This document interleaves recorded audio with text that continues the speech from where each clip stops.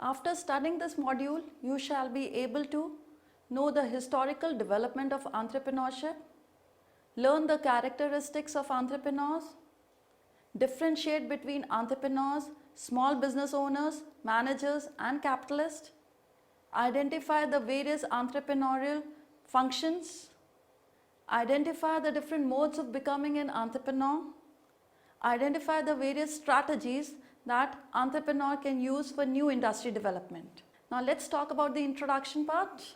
Entrepreneurship today has become an important force in the field of business. The advancement of technology at a faster pace has only fueled its progress. This is compounded by the fact that more new ventures fail than succeed. As a result, from an activity performed by driven individuals, it has slowly evolved into a distinct field of study. Today, more than just hard work and luck, it requires an entrepreneur to think innovatively and work under conditions of high pressure. Entrepreneurship involves various functions such as discovery analysis and exploitation of opportunities. Opportunities can take the form of new products or services, new production processes, new markets, etc. It was being proposed by Shane and Venkataraman in year 2000. Entrepreneurship opportunities exist due to a difference in the perception about the value of resources. According to Alvarez and Buzens in year 2001, the theory of entrepreneurship talks about the heterogeneity of perceptions related to the value of resources. The entrepreneurial function can be described as the discovery of opportunities leading to the creation of new economic activity, often by creating a new organization. Reynolds in year 2005. The entrepreneur must then develop the capability to exploit these opportunities and to obtain and employ resources to create new economic activity. But at the same time, he must be careful about protecting these ideas regarding opportunities, especially when these ideas are not protected by patents or copyrights. Entrepreneurship thus becomes a separate factor of production, apart from the traditional factors of production, land, labor and capital.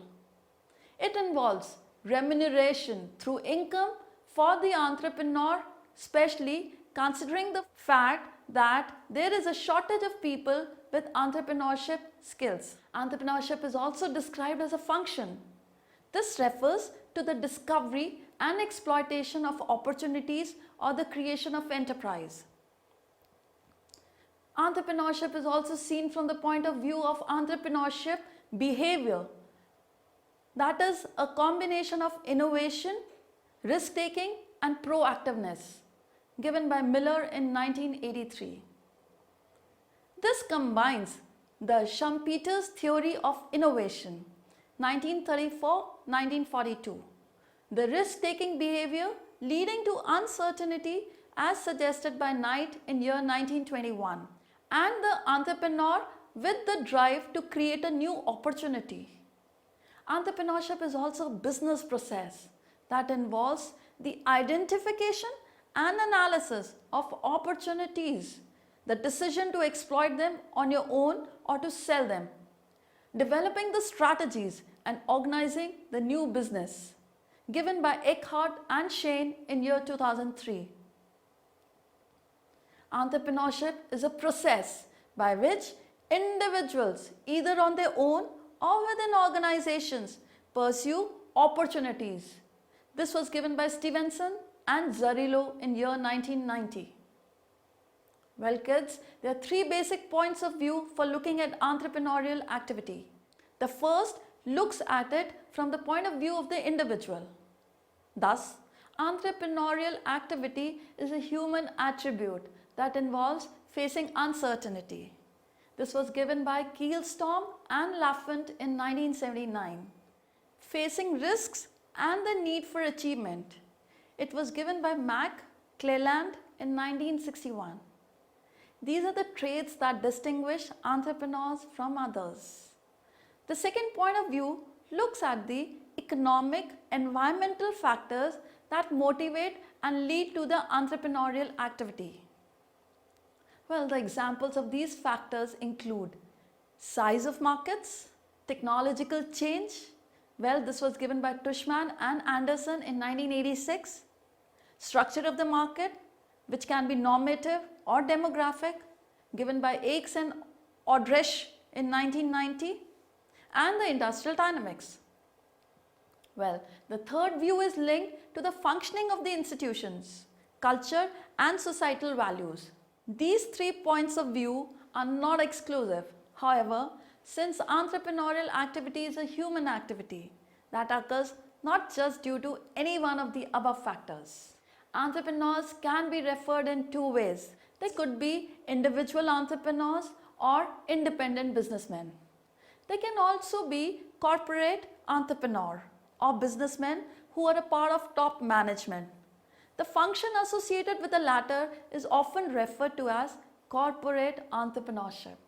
Now let's talk about historical development of entrepreneurship. Well, the word entrepreneur is derived from the French entreprendre, which means to undertake. It meant a person who undertook to organize, manage and take on the risk of running a business. Well, in the 18th century, when the Industrial Revolution was taking place in England, the entrepreneurs took on the risk in setting up and running a business and to take on the risks associated with it. It was during that time only economist Richard Cantillon associated the risk-bearing activity with entrepreneurs. Well guys, you see, apart from Cantillon, that is in 1725, the French economist Jean-Baptiste Say in 1803 and Joseph Schumpeter in 1934. They wrote about the relationships between the entrepreneurship and economic development. In the 20th century, the word entrepreneurship became to be associated with free enterprise and capitalism. Further, it was also associated with using innovative and creative ideas in business. In the 21st century, the entrepreneurs have become the role models of the free enterprise. Many have used the combination of free enterprise, innovation and creativity to become highly successful business owners who are applauded worldwide for their achievements. Even the developing countries such as India and China are forging ahead with entrepreneurship. As per a survey by researchers in California, Berkeley, Harvard and Duke universities, India and China witnessing a boom in entrepreneurship. Well, after this, let's talk about the definitions of entrepreneurship. Richard Cantillon was perhaps the first to refer to entrepreneurship in 1734. According to him, entrepreneurship was self-employment with an uncertain return. This was given by Macmillan and Long in year 1990. Well, you see, these two separate schools of thoughts have been identified by Gartnett in 1990 regarding the meaning of entrepreneurship. The first school of thought describes entrepreneurship with reference to the characteristics of entrepreneurship such as uniqueness, growth and innovation. They constitute a major part of Gartner's study. Most of these describe entrepreneurship as variations of definitions given by Schumpeter in 1934 and Gartner in 1988.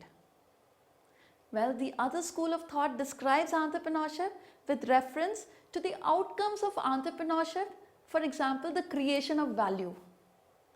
According to Schumpeter in 1934, an entrepreneur is a person who carries out new combination which may take the form of new products, processes, markets, organizational forms or sources of supply. From this, we may deduce that entrepreneurship is a process of carrying out new combinations. Well, you see, according to him, the innovation was the primary characteristic of entrepreneurship.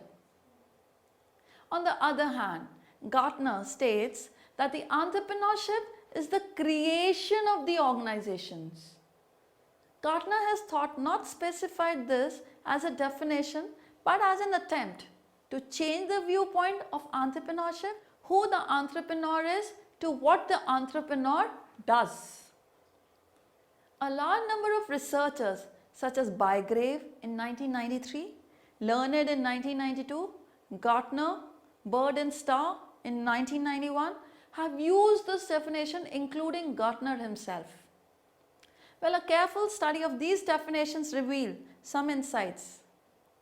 Carrying out of new combinations may lead to the creation of new organization, but it might not be necessarily so.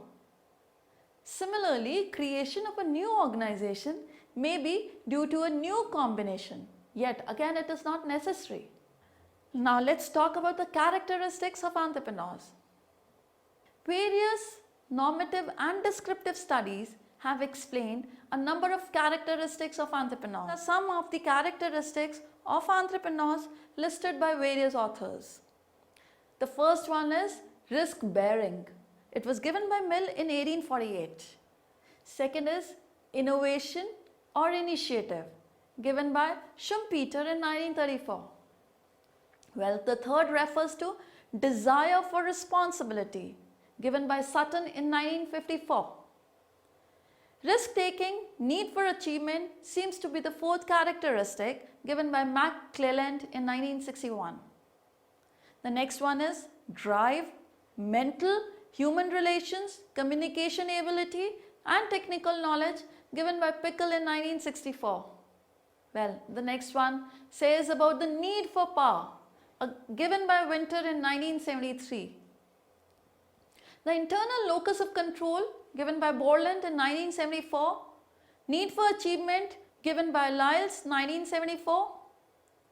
Energetic, ambitious, positive reaction to setbacks, given by Sexton in 1980. Need to control, responsibility seeker, self-confidence, drive, challenge taker, moderate risk taker was given by Welch and White in 1981.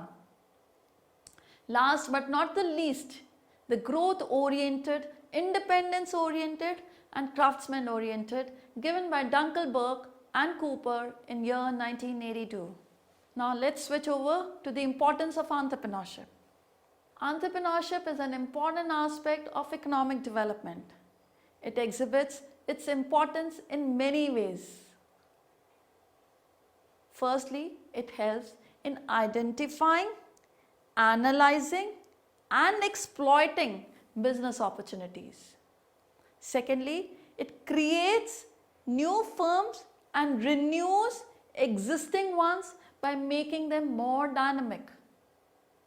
Thirdly, it drives the economy forward through innovation, skill, creation of jobs and a general improvement in the well-being of the society. Well, after studying all this, let's come to entrepreneurs and small business owners. Sometimes the word entrepreneur and small business owner are considered the same. Although this might be true in some situations, but there is a difference between the two. Small businesses are owned by the independent persons.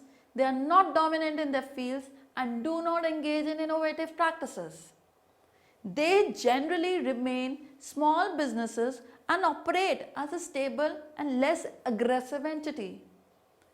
They operate on stable sales, stable growth and stable profits. They are basically managers of a small business and not entrepreneurs. Entrepreneurs, on the other hand, look for rapid growth and immediate profits and may even sell their business if there are substantial gains. Their main objective is innovation in the business and sustainable growth. Let's talk about entrepreneurs, managers and capitalists. The word entrepreneurs, managers and capitalists also need to be differentiated, although in some cases the person might perform all the three functions. An entrepreneur identifies business opportunities and then implements them through a small or a medium-sized firm, including arranging for the requisite funds. He may even sell the idea of the business to any takers. A manager's main task is to supervise the arrangement of resources and to efficiently manage the business. Well, you see, they also need to manage trust with the organization and enlist the cooperation of everyone in the firm. This reduces any chance of opportunism by the employees and may lead to a lower of supervision to be required. A capitalist is the one who provides the funds for the business. The funds could be provided as a passive shareholder in the case of small shareholders or institutional investors, or as an active and majority shareholder who takes on entrepreneurial and managerial tasks. Well, you can see there is a table displayed on your screens. There are 3 columns being made. First represents entrepreneur, the second capitalist, and the third manager.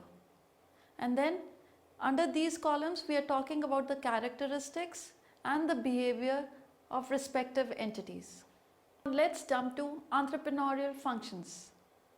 The first stage in the development of entrepreneurship research focused on defining who an entrepreneur is and what functions he performs.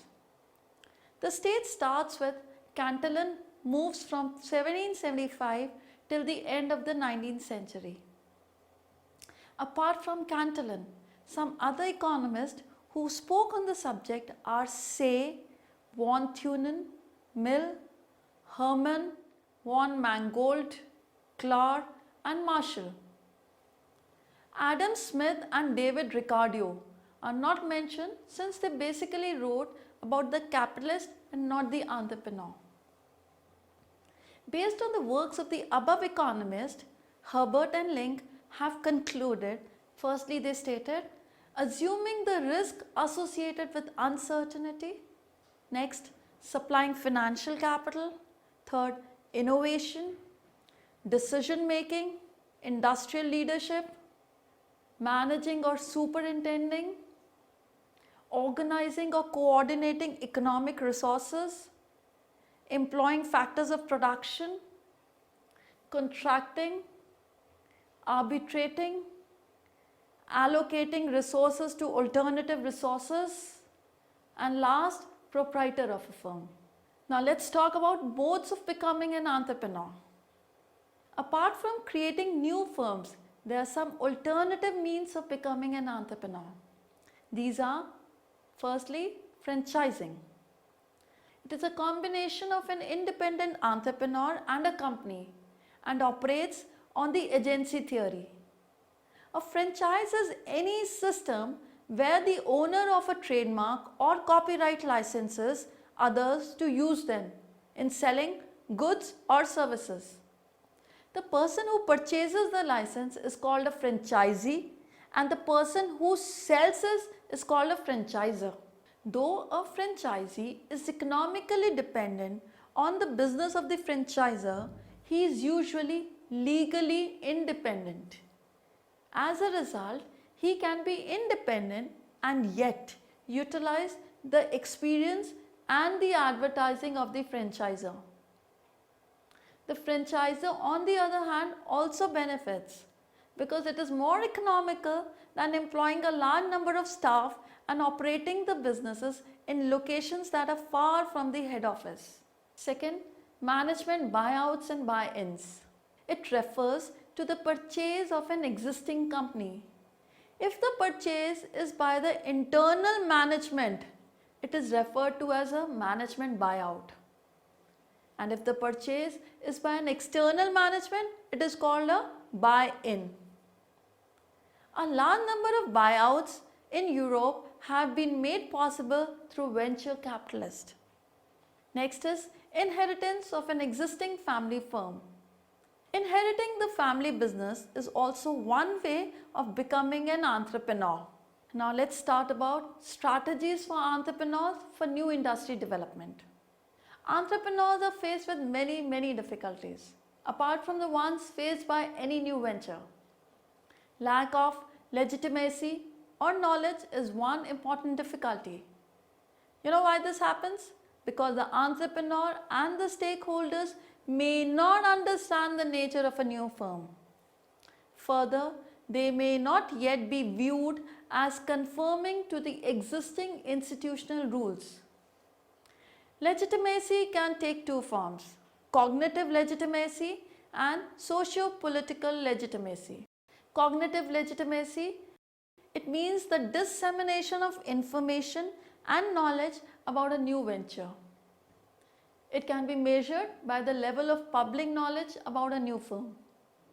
For example, the spread of knowledge about personal computers in the 1970s and 80s led to the emergence of many new ventures. Then let's talk about socio-political legitimacy.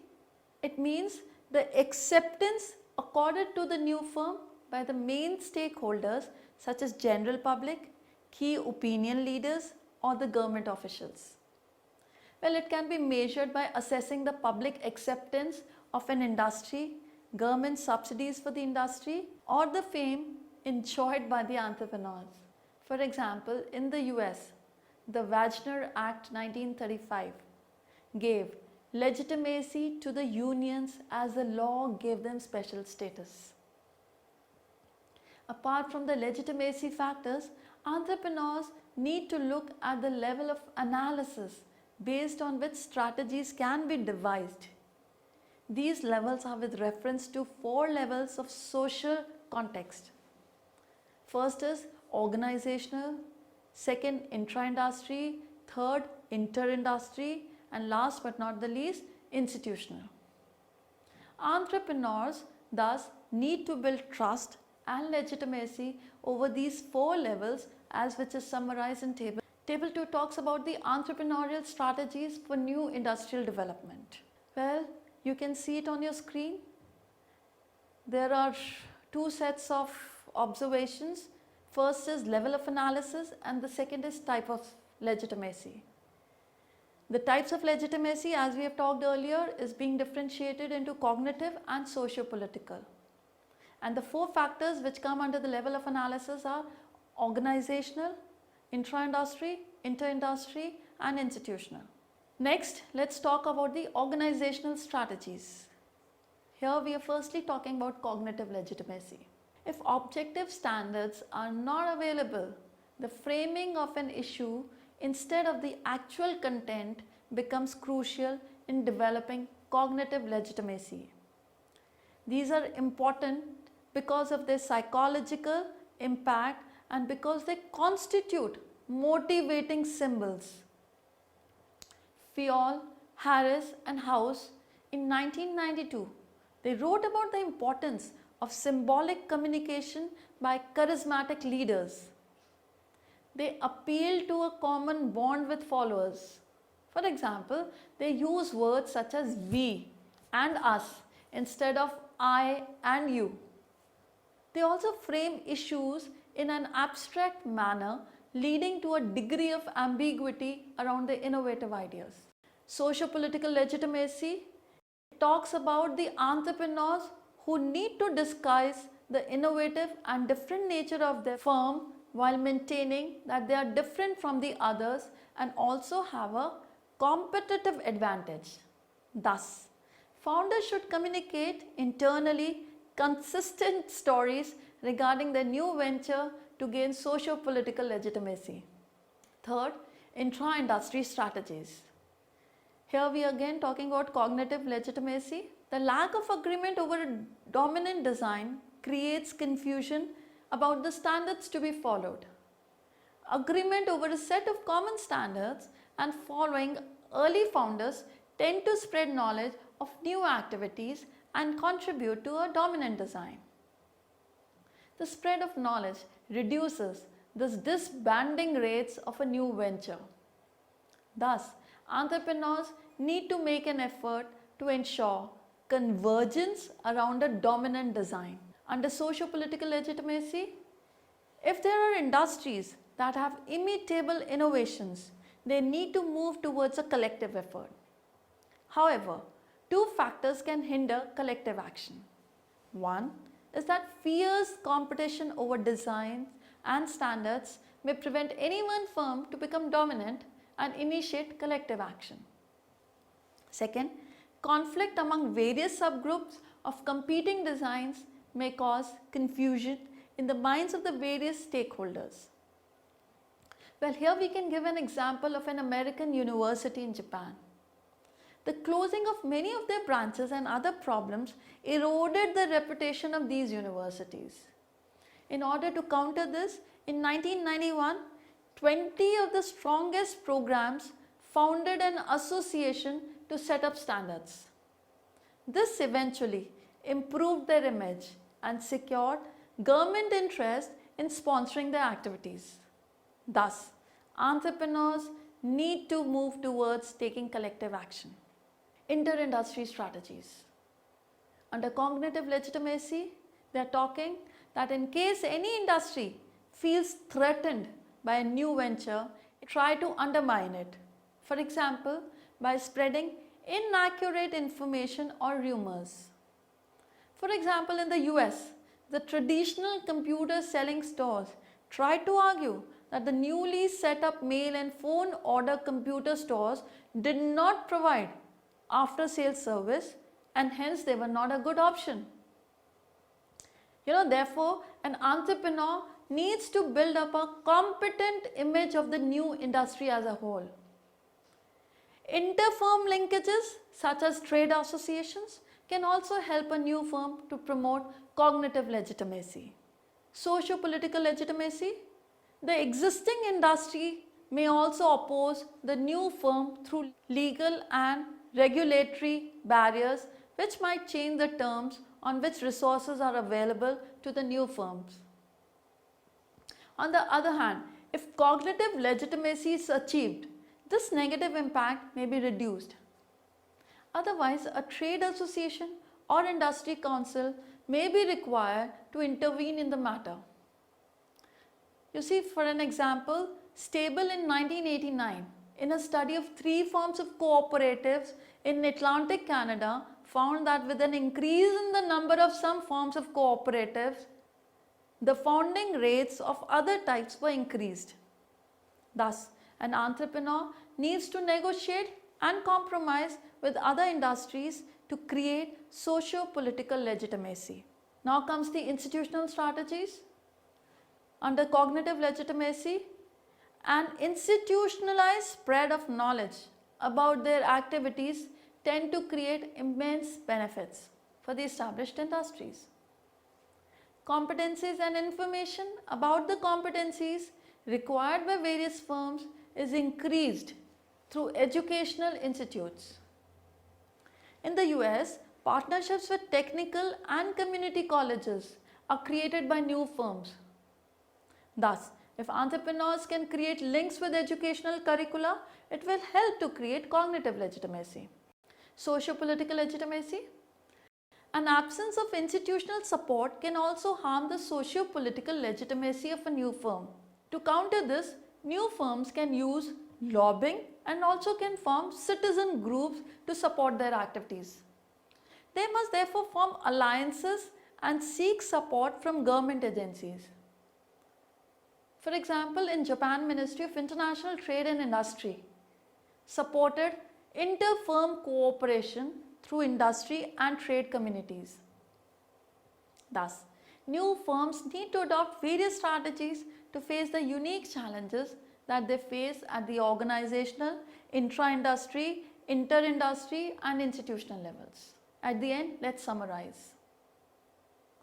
Entrepreneurship involves various functions such as discovery, analysis and exploitation of opportunities.